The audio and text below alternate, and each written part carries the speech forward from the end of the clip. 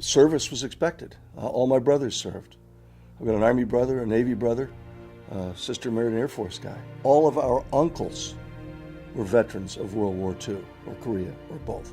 And of course, our dad was a hero. That kind of experience growing up where everybody knew a hero from a previous war. So that experience of growing up in that kind of an environment where you had those with experience in the military was not looked upon as a bad thing until, quite frankly, the war I was in the 60s. That's where war and service in our military became a terrible thing. It was protested.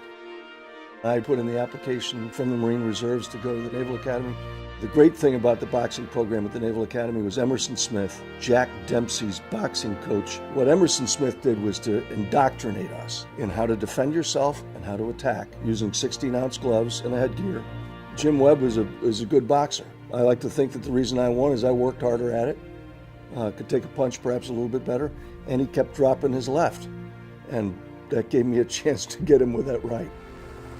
Vietnam War, Hill 410, 1st Platoon Commander Bill Haskell badly wounded. Bill and I were at one point the only officers left in that rifle company. And so we were very close. The most vivid recollection I have of that day isn't the things that I did, it was what one of my young Marines said.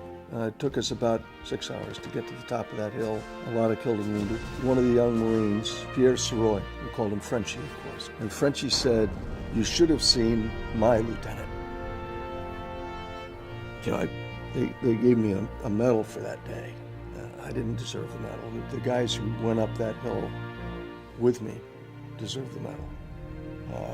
The idea that someone would say, "My lieutenant," not the lieutenant, or not Lieutenant North, or Blue as the nickname went, but my lieutenant means as much to me as anything that ever happened to me in the Marine Corps. That's the way every lieutenant ought to be. That doesn't mean that they like you, but they love you, and they respect you. And they would go with you through hell itself, and that's why we ended up taking that hill. You have said that you assumed you were acting on the authority of the President. I don't doubt your word, sir, but we have no evidence of his approval. It was a very polarizing time in America, even without what came to be called Iran-Contra. Everybody knew what was happening was wrong, should not have taken place. I mean, it was grossly unfair to try to take one Marine lieutenant colonel and pin the wrath of Congress on one person.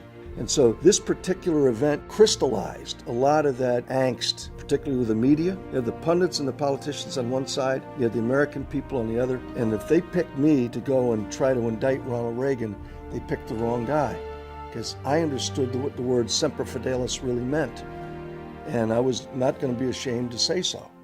And so the outcome was a whole lot different than a lot of people expected it to be. My classmates at the Naval Academy started the North Defense Trust. It was managed by a Marine Lieutenant General, retired, by the name of Ed Bronars. Ed Bronars and I took what was left from that, donated some of it to the Naval Academy Chapel, and started Freedom Alliance. We've been at war longer than we've ever been at war before. It's the most combat experienced military we've ever had in history. What we need to, I think, do a better job of, and Freedom Alliance is working on this kind of thing, particularly our wounded veterans, is taking that military MOS and finding the civilian counterpart to it. You have HR people in companies today, when they have two people show up for a job, they look at one who's a high school graduate, one who's come out of 4 years in the military, they'll take the high school graduate for the job because they don't want to worry about the problems that this person might have had. All of those things come out of that military experience, and yet they'll take the unproven high school graduate over the military veteran. It's outrageous. They've been responsible for the lives and safety of other people, and very often millions of dollars worth of equipment. Those kinds of things are invaluable to an employer. American Legion posts around the country will bring a guy in and say, "Look, we understand you're a veteran, you're a veteran, you're a veteran, I'm a veteran. Let's deal with some of these issues." There are people out there, there are homeless vets. There are people out there who are going to need long-term help in many ways.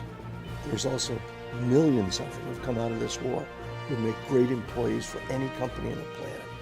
And they can be very, very productive people if you just give them a chance.